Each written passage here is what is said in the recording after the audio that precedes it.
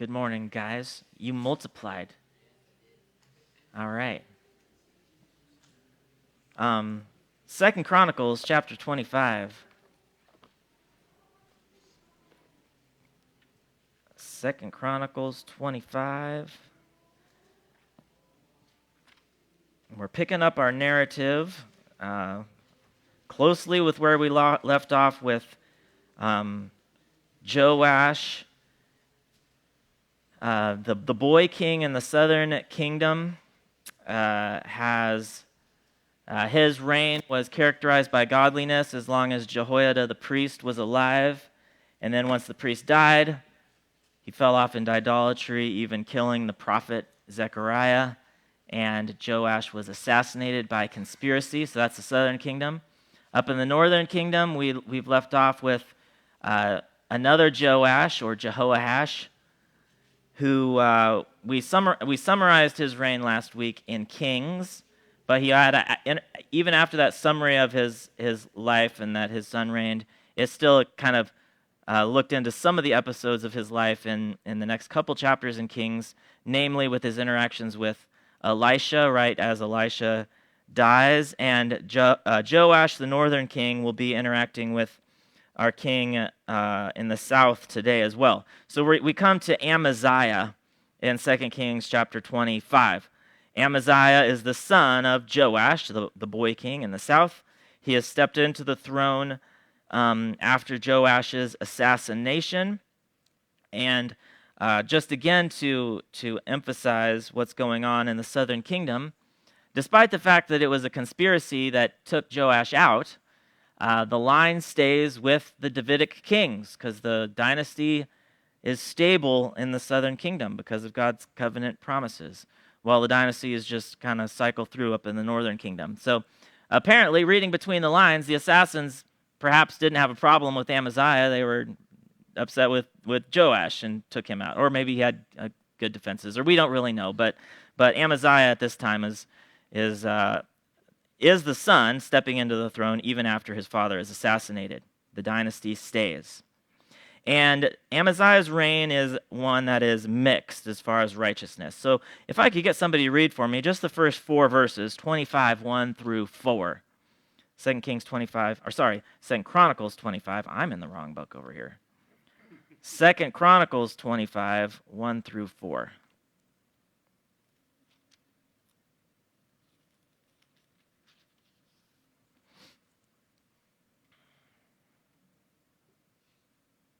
Zeke, go ahead, man. Okay, thanks, Zeke.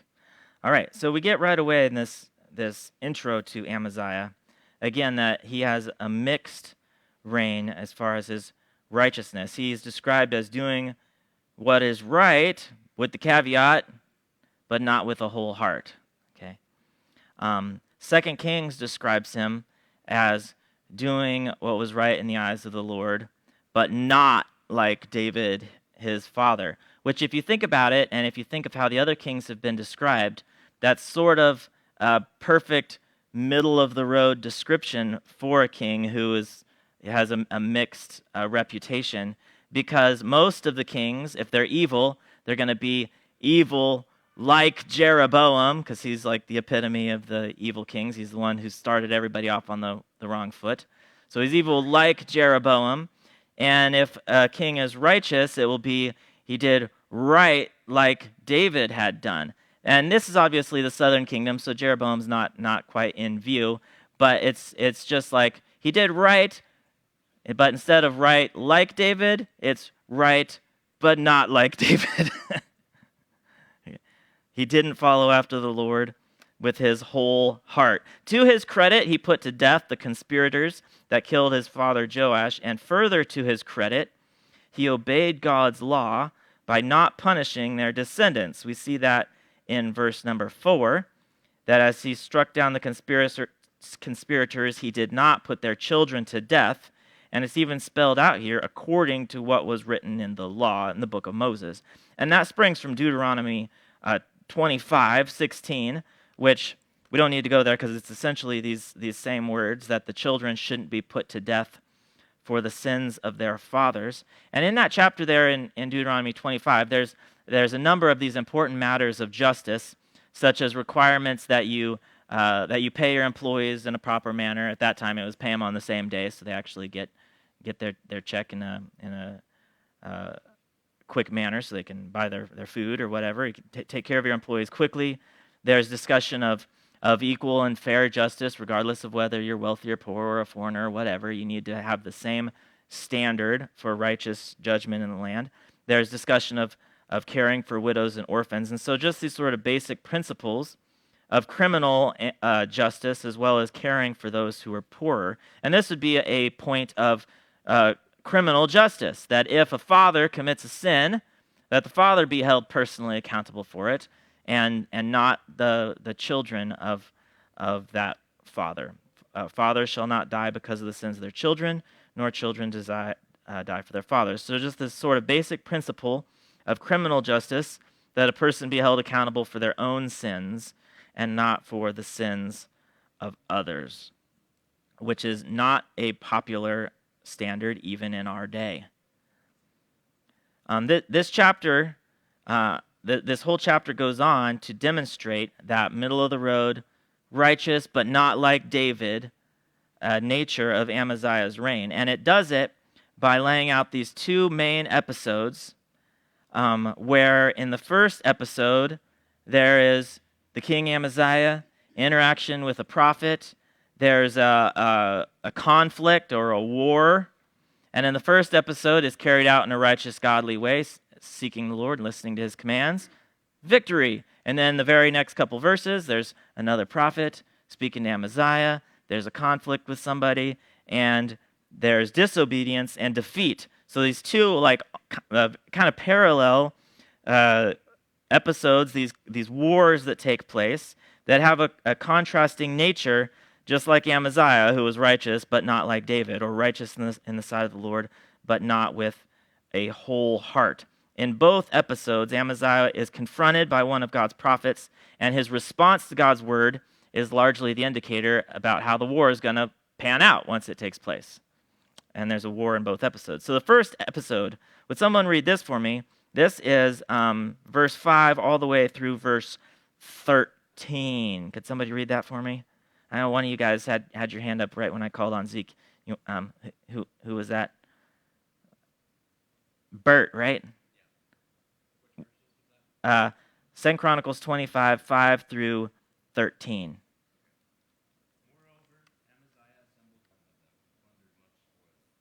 Thank you, sir. Okay, so our first setup for a conflict is going to be this war against Edom, or Seir, which are the descendants of Esau, that were probably the conflict taking place in the Valley of Salt, and along with where the Edomites lived, puts us down on the southern borders of Judah, around like the Dead Sea and like modern Jordan. I think I got that right. It's Jordan down there, right? Anyway, down on the south side of Judah. And in the introduction to this episode, we actually don't know who they're going to war against, except that the king is mustering his army. And the scenario that's laid out is that he's got 300,000 of his own men, but he wants a bigger army, so he hires 100,000 mercenaries from northern Judah, from Israel, from the northern kingdom. Now, we've been going through Kings and Chronicles. Is this a problem? We've seen this go wrong repeatedly at this point, where alliances with Israel gets Judah in trouble. The man of God who comes to the king, here in verse number 7, condemns the idea of going to war side by side with disobedient Israel, because Israel is just continuing their pattern of being ungodly. Joash, who's currently the king in Israel, is an ungodly king. He's the one who, when he went to Elisha, only struck the ground 3 times and is only granted 3 minor victories instead of complete victory against the Syrians. And he's an ungodly man. And the track record of aligning with Israel has not gone very well. You'll remember Jehoshaphat's alliance with Ahab, where they switched clothes and Ahab gets killed, and there's a defeat there. And also Ahaziah the southern king, was assassinated by Jehu because Ahaziah was up there hanging around with the northern king. He was hanging around up in Israel, and he's assassinated along with a number of people from his court, got killed because they were hanging around up in Israel. So alliances with Israel have not been going well, and the prophet, consistent with that, here condemns them being allied with Israel. We don't know who this prophet is, and we don't know who the prophet is that also speaks up later in the chapter, perhaps the same one, perhaps different ones, but we don't know their names at all, except that these men of God approach the king in these two different things. And what he says is that the Lord is not with Israel. So don't fight with them. That's in verse 7. Do not let the army of Israel go with you, for the Lord is not with Israel. He encourages them to be strong for the battle, but not to do it with Israel. And we learn that the problem is not that Judah is not supposed to fight at all. Hey, don't go out to battle right now. The problem is don't do it with Israel. Don't do it with Israel. And the prophet actually says, be strong for the battle, but do it without Israel. And it's one of those episodes like with Gideon, where the king is going to have to trust God with a smaller army with just his 300,000 men instead of the extra 100,000. That might have seemed nice from a human perspective, but to bring along them is actually a detriment because God is not on their side. A mighty army can lose a battle if God is not on your side. We've seen that from Israel's perspective. We saw that a couple of weeks ago from the Syrians' perspective, where in a weird upside-down version of stories we read all in the Bible, the Syrians come with a little army and defeat a huge army in Israel because God was working in it. So it's actually going to be to their detriment to have this ungodly army with them. And as we're reminded again that God isn't concerned with human might, and that obedience might look unreasonable from a human perspective.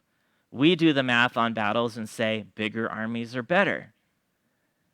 And we operate that way just in the ongoing situations of life where we might rationalize it. Well, this is the way it works because that's just how the world works, right?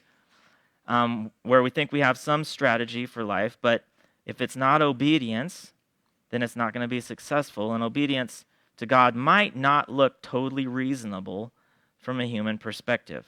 Going in with a smaller army doesn't look totally reasonable, but if you account for the supernatural, whether or not God is with you, then that makes all the difference.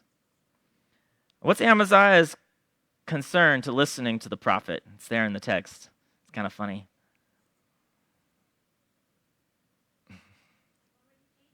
I already paid him.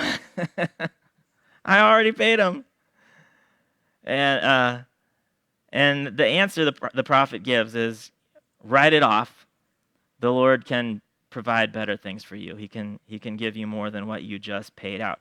So Amaziah, to his credit, dismisses the army of Israel and goes off to battle with just his army. But there's a twist in that the men of Israel getting dismissed are not happy about it. Okay, they are not happy that they don't get to go to war. Presumably, they were expecting, to partake in the spoils and the honor of war. Now they just get sent home. They got paid for a war they didn't fight, but they're still mad about it.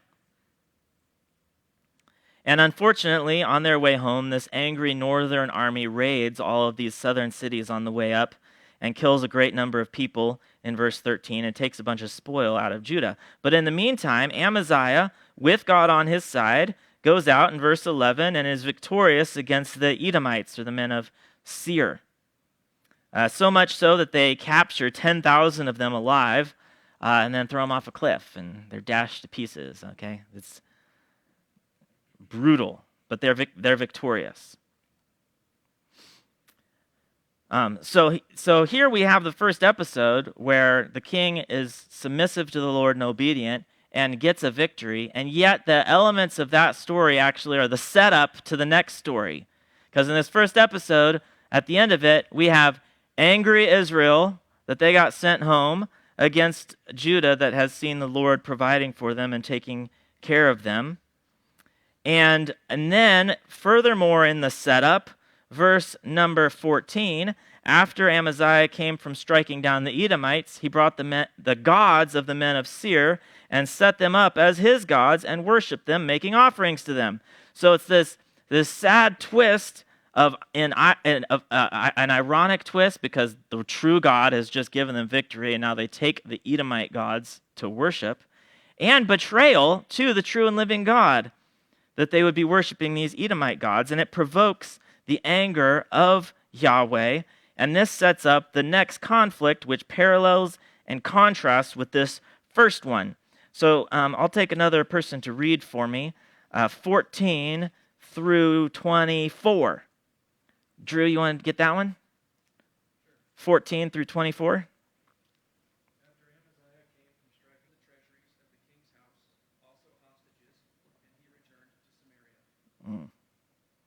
Okay, so we've got Israel's angry because they got sent home, and now the Lord is angry because Judah has entered again into idolatry with these Edomite gods, and God sends yet another prophet, or a prophet, to speak to the king. Verse 15, therefore the Lord was angry with Amaziah, sent him a prophet. This time, the message from the prophet is to the first time it was to encourage him not to be allied with sinful Israel, idolatrous Israel.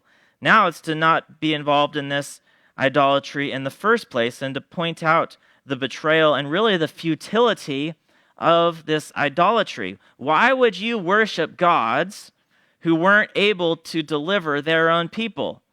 If you have the true and living God on your side, and you were just victorious over a pagan nation, why would you worship their gods that couldn't protect them? Okay? And the reality comes out that idolatry doesn't make sense. It doesn't make sense. It's not rational. And I think this is impressed in two different ways. In one of them, is that the text doesn't indicate why Amaziah started doing this.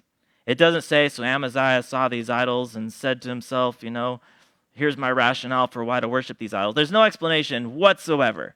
They just take the idols and start worshiping them. It doesn't make any sense. Like, okay, I want an answer. Amaziah, why would you do that? That's stupid. And he doesn't even get a clause to explain his rationale. He just starts doing it. And then what the prophet himself says is just that logic of that they are the gods of a defeated nation. They've just seen victory to be in the hand of Yahweh, their God, the true and the living God. So why would you worship the gods of the defeated nation? Why have you sought the gods of a people who did not deliver their own people from your hand?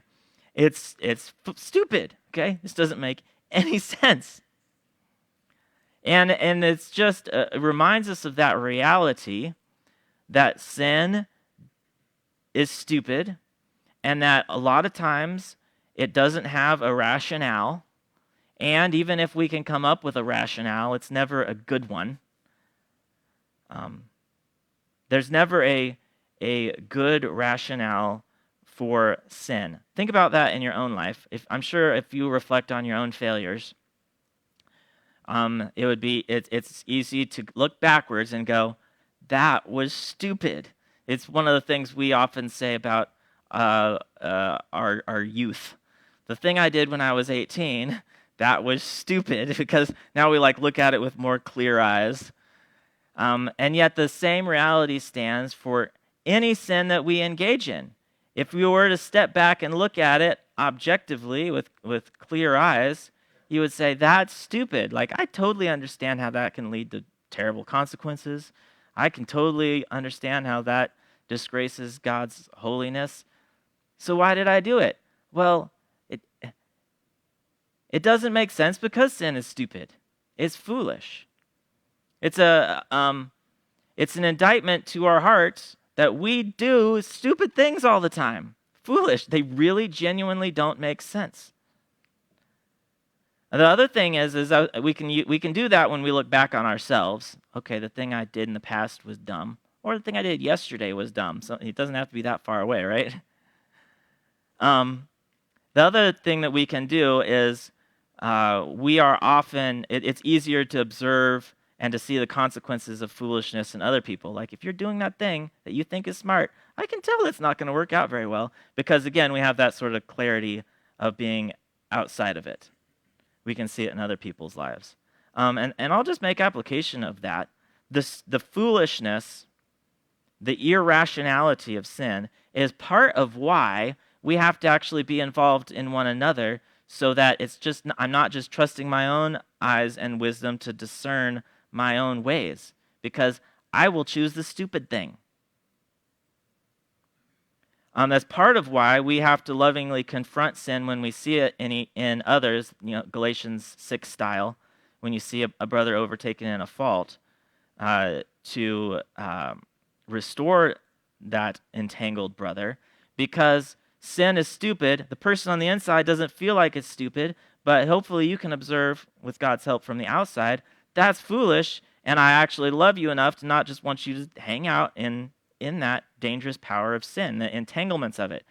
The sinner is entangled by sin, and someone on the outside is often the mechanism to help them observe the reality of that entanglement and to point them toward righteousness. And then you flip the other coin around, that's one of the reasons why if someone points some correction toward us or applies correction toward us, we should be able to recognize, maybe I'm the stupid one, okay? Maybe I'm the person doing the thing that genuinely doesn't make sense. And even though my reaction to that person talking to me is defensive or make an excuse or whatever, excuses for sin don't actually hold up. And if you're the one sinning, then you don't have real clear vision on it, or you may not. And so, be really humble to accept correction from other people, because if we're the ones in sin, then it's very possible we're blind to how stupid it is. We're not thinking clearly. We're not thinking with the fruit of the Spirit and with that clear-eyed look at human behavior. This idolatry of Amaziah is just stupid. Why would you worship the gods you just defeated? Okay, and he needed somebody to point it out. The prophet does. Unfortunately, Amaziah doesn't respond to him very well. He doesn't receive the correction by the prophet. Instead, he threatens to kill him. Verse 16, stop! Why should you be struck down? You keep talking, you're going to die. And so the prophet condemns him with these words that God has determined to destroy you because you have done this and have not listened to my counsel. The sin itself, the idolatry itself, and the unrepentant response is going to bring God's judgment. And Judah and Israel plummet toward civil war. Having rejected, in verse 16, the counsel of God's prophet, Isaiah turns to other counsel. In verse 17, we have the same word in both verses. He rejects the counsel of God's prophet. He turns to his own counselors about how to interact with Israel, and they come up with this strategy of it seems like some sort of alliance or an appeal for an alliance with Joash in the northern kingdom. And Joash, when he reaches out to Joash, Joash mocks him. So the message to Joash is, come, let us look one another in the face, have some sort of parley, some sort of conversation, perhaps some sort of alliance. That seems to be implied from the way that Joash responds, is that he was proposing some sort of alliance. And Joash comes back with this mocking parable of the thistle and the cedar and the thistle getting trampled down.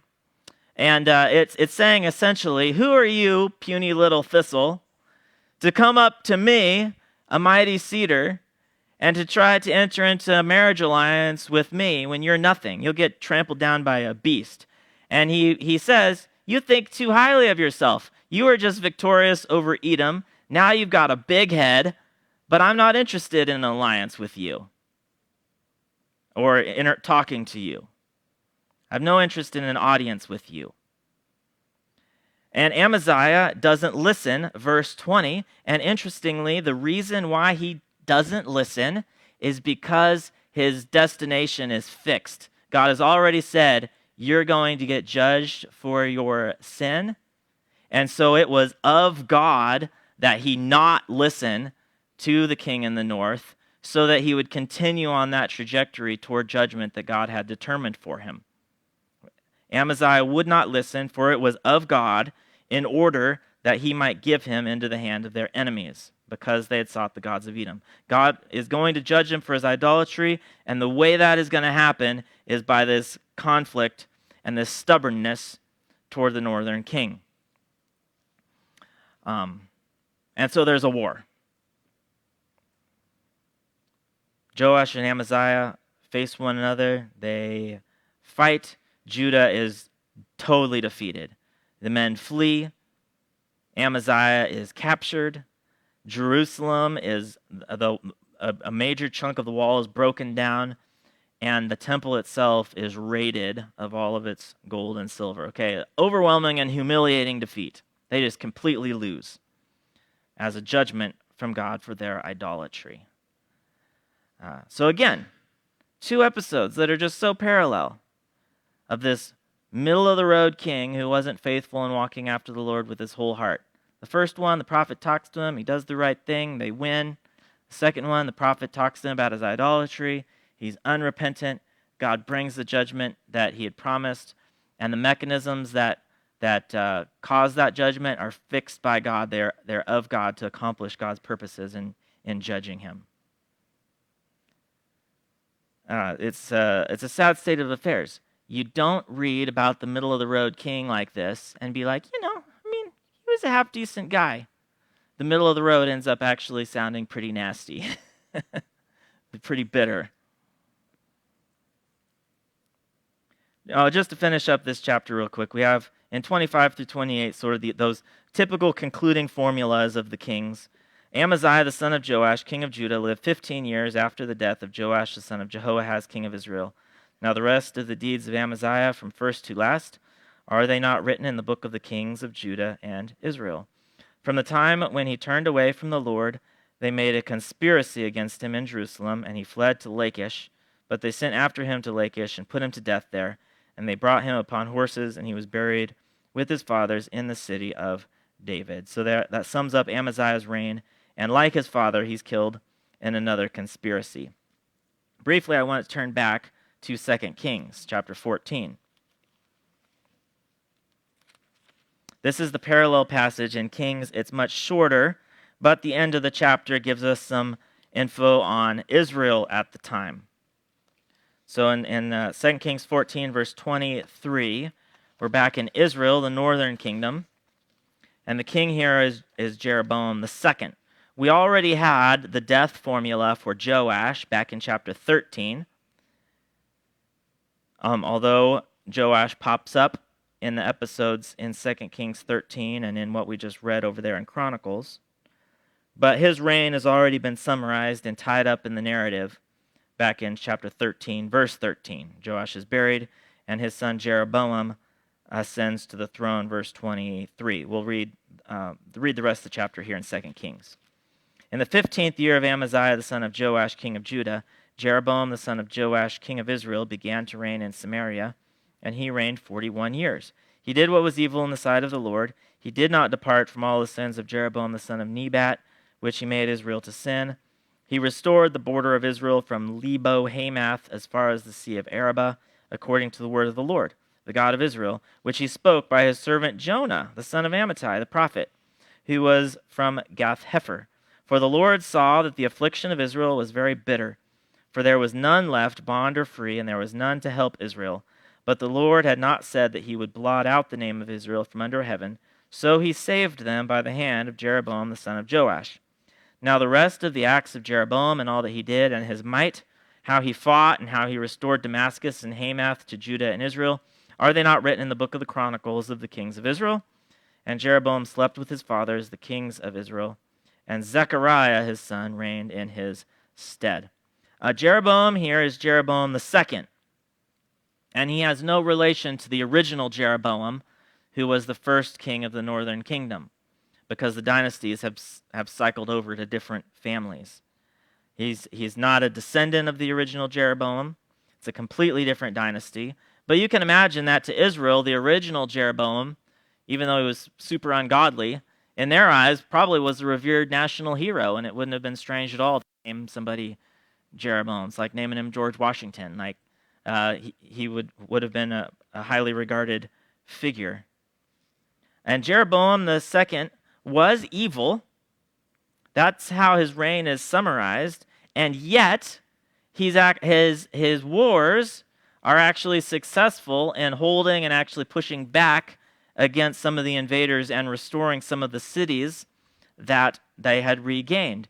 And the reason is because in verse 27, the Lord had not said that he would blot out the name of Israel from under heaven, so he saved them by the hand of Jeroboam. So this is really interesting, that he is an evil king, and yet he is given victories that he really doesn't deserve at all, because the Lord is upholding his covenant promises. And he's going to preserve the nation just a little bit longer, and evil King Jeroboam is an instrument in his hand to preserve the nation just a little bit longer. And he does it too by the way of the ministry of one of God's prophets, this dude named Jonah, the son of Amittai. And that's the same Jonah that you read about in the book of Jonah. And we learn here, just this little snapshot, that Jonah has actually a broader ministry in Israel as a speaking prophet than just that thing going to Nineveh that he didn't do very well. Like, he actually was here prophesying and ministering in Israel under King Jeroboam II. And he communicated, apparently, that the Lord would restore those borders that God gave them the victory, because that came to pass according to the word of God by the prophet Jonah. And so Jonah here is actually speaking on behalf of the Lord to the people of Israel. Jeroboam II's son, Zechariah, who picks up at the very last part of the chapter, is the last of the 4 kings of the line of Jehu. Remember, Jehu is promised 4 generations of descendants to sit on the throne. Jeroboam's number 3, and his son Zechariah is the very last one. And the Lord is still holding Israel together a little bit. But like I mentioned last week, the snowball is really going downhill with Israel. There's going to be, in chapter 15, it's just like bullet points on these kings. I think it goes through 7 kings in one chapter, something like that. And Israel will fall in chapter 17. So their end is near. The consequences of their idolatrous sin is coming quickly, and yet God is still graciously preserving them for just a little bit longer until that discipline at the hand of the Assyrians in chapter 17. So that's our text for today. Let me see if I missed anything here. I think that's it. But any reflections, though, on mainly the Chronicles passage that we were in there in chapter 25?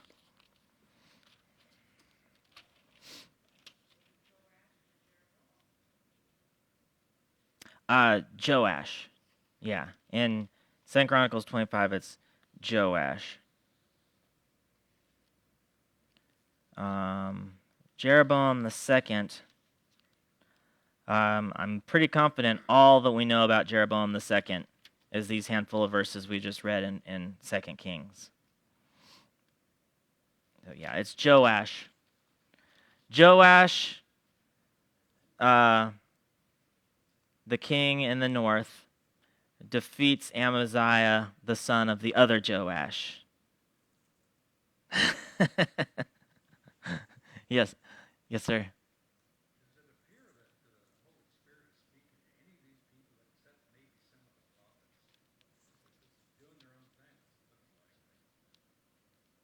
You mean like speaking to the kings and whatnot?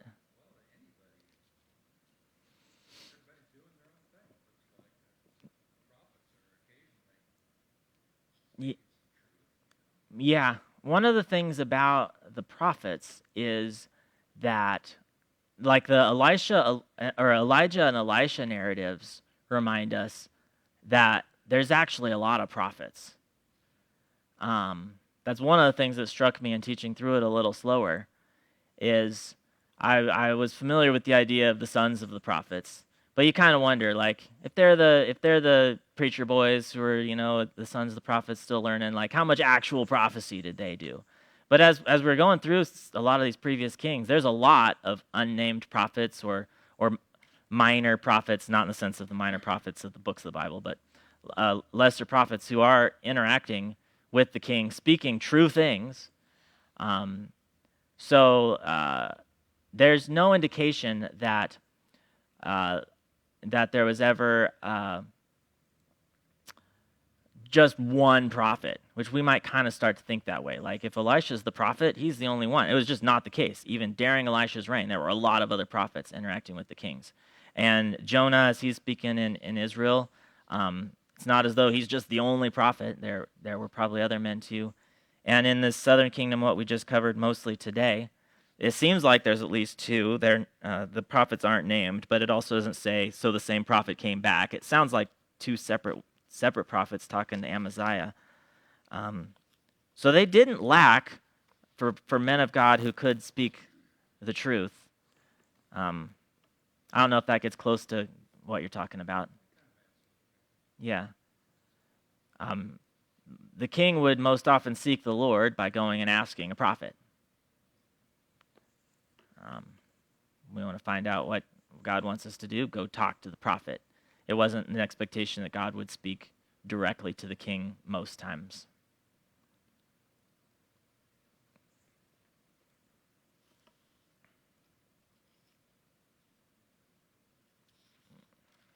Anything else?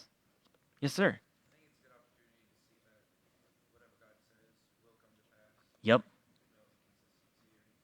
Mm-hmm.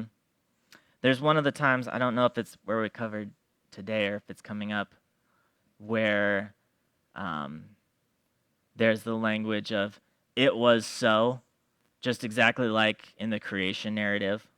God says a thing to happen, and it was so. And yeah, what you mentioned comes up a lot of times in the ministries of the prophet, that it happened according to the word of the Lord. Yeah. What's your name? Tim? Hey, Tim. I'm Isaac. I'm Zeke's brother. And you are Tom. Are you guys brothers? Okay, cool. Did you know that Zeke's whole family wasn't Asian?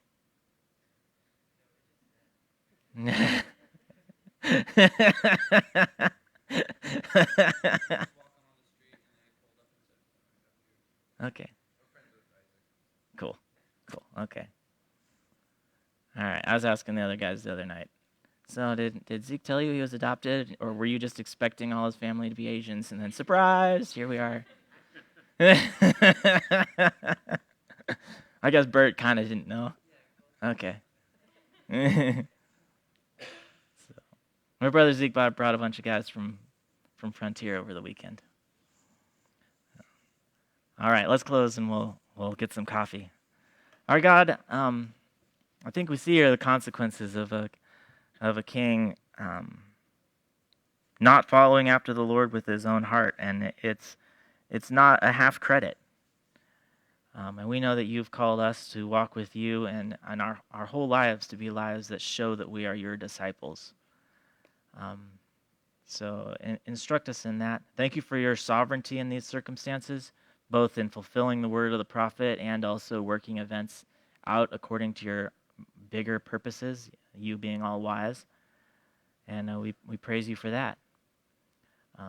Bless our fellowship here in between services even, and as the saints all gather collectively for the main service, may you be honored. In Jesus' name, amen.